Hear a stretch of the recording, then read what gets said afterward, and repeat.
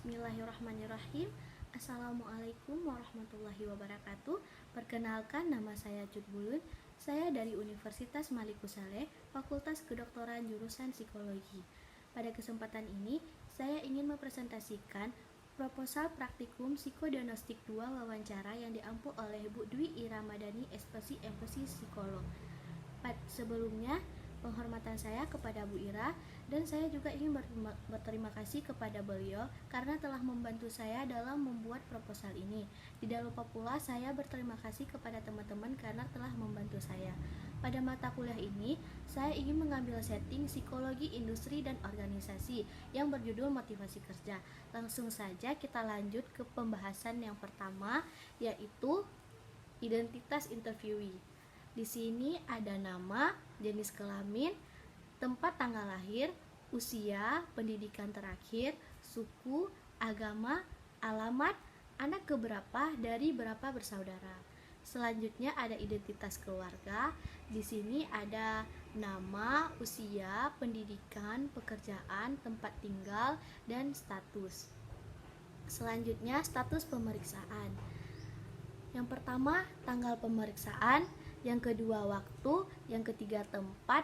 Yang keempat, tujuan.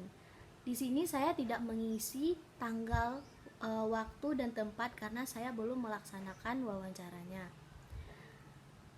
Tujuan saya mewawancarai adalah untuk mengetahui motivasi kerja interviewee. Yang kedua, ada proses wawancara. Di proses wawancara ini ada prosedur wawancara dan proses building rapport. Pada proses wawancara ada 3 tahap. Tahap yang pertama, tahap persiapan. Yang kedua, tahap pelaksanaan. Dan yang ketiga, tahap pelaporan.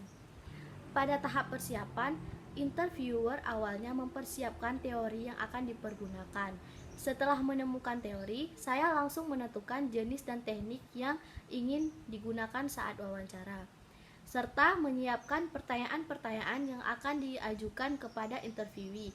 Sebelum itu, interviewer juga harus melakukan pencarian tempat di mana nantinya akan dilaksanakan wawancara. Di sini saya memilih tempat yang cukup sepi supaya nyaman untuk interviewee dalam menjawabkan pertanyaan-pertanyaan dari saya. Yang kedua, ada tahap pelaksanaan. Dan yang ketiga, tahap pelaporan. Di sini saya belum mencantumkan karena saya belum melaksanakan wawancaranya. Selanjutnya, ada proses building rapport. Pada saat proses building rapport, interviewer awalnya menanyakan bagaimana kabar interviewee terlebih dahulu dan mengatakan tujuannya yaitu untuk melakukan wawancara. Interviewer juga mengatakan bahwasannya selama proses wawancara akan direkam percakapannya. Setelah diizinkan oleh interviewee, interviewer sedikit menanyakan mengenai diri interviewee agar pada saat wawancara tidak tegang dan interviewee merasa nyaman. Interviewer menanyakan apa saja kegiatan yang dilakukan selama lockdown ini dikarenakan tempat interview bekerja itu diliburkan selama seminggu. Selanjutnya, saya juga menanyakan apakah interviewee sudah makan atau belum. Nah, setelah itu, barulah interviewer melakukan proses wawancara. Setelah proses wawancara, interviewer juga mengharapkan tetap menjaga hubungan baik dengan interviewee agar interviewee tidak merasa dimanfaatkan maupun dirugikan. Selanjutnya, ada rancangan dan pelaksanaan asesmen. Di sini ada aspek, indikator, tujuan, metode, sumber data, dan pelaksanaan. Aspek yang saya gunakan yaitu motivasi kerja. Indikator yang pertama, keinginan untuk berprestasi. Tujuannya untuk mengetahui keinginan berprestasi interviewee dalam bekerja. Yang kedua, pengakuan atas kinerja yang telah dicapai. Tujuannya untuk mengetahui kemampuan interviewee dalam kinerja untuk mendapatkan penghargaan yang telah dicapai. Dan yang ketiga, mengembangkan kemampuan seseorang melalui pengalaman kerja. Tujuannya yaitu untuk mengetahui sejauh mana kemampuan interviewee dalam mengembangkan kemampuan pengalaman kerja. Dan yang terakhir, menerima tantangan untuk diselesaikan dalam sebuah pekerjaan. Tujuannya untuk mengetahui kemampuan interviewee dalam menerima tantangan untuk diselesaikan dalam sebuah pekerjaan. Nah, Dalam rancangan dan pelaksanaan asesmen ini, metode yang saya pakai yaitu wawancara, sedangkan sumber datanya interviewee sendiri. Dan untuk pelaksanaan saya belum mencantumkannya karena saya belum melaksanakan wawancara ini. Selanjutnya, ada landasan teori, definisi operasional. Motivasi kerja adalah suatu kehendak atau keinginan yang muncul dalam diri karyawan yang menimbulkan semangat atau dorongan untuk bekerja secara optimal guna mencapai tujuan. Hal ini juga berpengaruh dalam membangkitkan, mengarahkan, dan memelihara perilaku yang berhubungan dengan lingkungan kerja. Dalam pengertian umum, motivasi diartikan sebagai kebutuhan yang mendorong perbuatan ke arah suatu tujuan tertentu. Motivasi kerja adalah suatu yang menimbulkan semangat atau dorongan kerja. Oleh sebab itu, motivasi kerja dalam psikologi disebut pendorong semangat kerja. Kuat dan lemahnya motivasi kerja seseorang ikut menentukan besar kecilnya prestasi. Ini menurut Anurage pada tahun 2009. Selanjutnya, ada aspek dari motivasi kerja. Menurut Kenneth N. Gray dalam buku Wijono tahun 2010, motivasi bekerja didorong oleh suatu motif-motif kebutuhan tertentu. Motif-motif tersebut relevan bagi perilaku dalam sebuah organisasi, antara lain kebutuhan kelangsungan hidup, kebutuhan keamanan, kebutuhan berkelompok, kebutuhan penghargaan, kebutuhan kebebasan, serta kebutuhan kecakapan dan keberhasilan. Dari faktor-faktor di atas terdapat aspek-aspek penggerak motivasi di antara lain sebagai berikut. Yang pertama, kinerja. Kinerja adalah keinginan seseorang untuk berprestasi sebagai suatu kebutuhan atau need untuk mendorong tercapainya sasaran. Yang kedua, penghargaan. Penghargaan yaitu pengakuan atas suatu kinerja yang telah dicapai oleh seseorang. Selanjutnya, tantangan. Tantangan yaitu suatu tantangan yang diberikan untuk diselesaikan oleh seseorang. Nah, yang terakhir, pengembangan.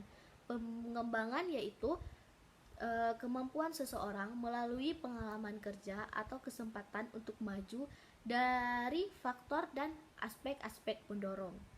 Motivasi kerja dalam sebuah perusahaan, maka dapat disimpulkan bahwa suatu apresiasi terdapat karyawan dalam bentuk kompensasi, penghargaan, dan lain-lain. Sangat perlu adanya karena secara tidak langsung hal tersebut akan merangsang motivasi dari dalam diri seseorang karyawan untuk lebih baik lagi dalam bekerja. Selain itu, adanya motivasi juga membuat rasa bosan dan kelelahan akan terhindar. Selanjutnya, keinginan untuk berprestasi sebagai suatu kebutuhan untuk mendorong suatu sasaran adalah setiap orang tentu ingin berprestasi supaya saat ingin membutuhkan sesuatu, kita dapat dengan kemampuan yang individu kita miliki dengan kinerja yang dilakukannya. Selanjutnya, pengakuan atas suatu kinerja yang telah dicapai, yaitu suatu sikap ingin dihargai atas pekerjaan yang telah ingin dilakukan. Dengan begitu, ia akan bertambah semangat dalam melakukan pekerjaannya. Optimis dalam suatu tantangan untuk diselesaikan, perilaku yang mengharapkan yang terbaik atas pekerjaan yang telah ia lakukan. Dengan individu optimis dalam menerima tantangan membuat ia menjadi semangat dan energik dalam mengejar apa yang diinginkan. Lalu, dorongan untuk mengembangkan kemampuan melalui pengalaman kerja, yaitu semangat kerja yang ia lakukan dan dapat ia kembangkan melalui pengalaman pekerjaan yang sebelumnya ia lakukan dan menjadikan suatu pekerjaan yang lebih baik lagi dari sebelumnya. Nah, sebelum melanjutkan ke pertanyaan, saya ingin memberitahukan buku yang saya pakai. Di sini saya memakai 2 buku. Buku yang pertama yaitu Psikologi Industri dan Organisasi dari Wijono Sutarto pada tahun 2010. Buku yang kedua Perilaku Organisasi dan Psikologi Personalia dari Wexley pada tahun 1992. Langsung saja kita lanjutkan yang terakhir, yaitu panduan wawancara. Di sini ada dimensi dan daftar pertanyaan. Dimensi yang pertama, keinginan untuk berprestasi. Untuk pertanyaannya, satu, apa yang membuat kamu ingin memperoleh pekerjaan ini? Kedua, apa yang kamu capai dari pekerjaan ini? Dan yang ketiga, dalam beberapa bulan ke depan, apa saja pencapaian terbaikmu dalam pekerjaan? Untuk dimensi yang kedua, pengakuan atas kinerja yang telah dicapai. Untuk pertanyaan yang pertama, pencapaian terbaik apa yang paling kamu banggakan? Yang kedua, bagaimana cara agar kerja keras yang kamu lakukan dihargai oleh orang lain? Yang ketiga, apa yang kamu lakukan jika suatu pekerjaan yang kamu lakukan tidak dihargai orang lain? Untuk dimensi yang ketiga, pengembangan kemampuan seseorang melalui pengalaman kerja. Untuk pertanyaan yang pertama, bagaimana cara kamu mengembangkan suatu pekerjaan supaya menjadi lebih baik? Pertanyaan yang kedua, apa saja kemampuan pekerjaan yang kamu miliki? Dan yang terakhir, dimensi yang terakhir yaitu menerima tantangan untuk diselesaikan dalam sebuah pekerjaan. Pertanyaan yang pertama, bagaimana cara kamu melakukan tantangan baru supaya terselesaikan dengan baik? Pertanyaan yang kedua, apa kamu akan optimis dalam melakukan tantangan yang diberikan? Dan yang ketiga, mengapa kamu memilih untuk bekerja sambil kuliah? Dan yang terakhir, apa ini termasuk sebuah tantangan untuk kamu?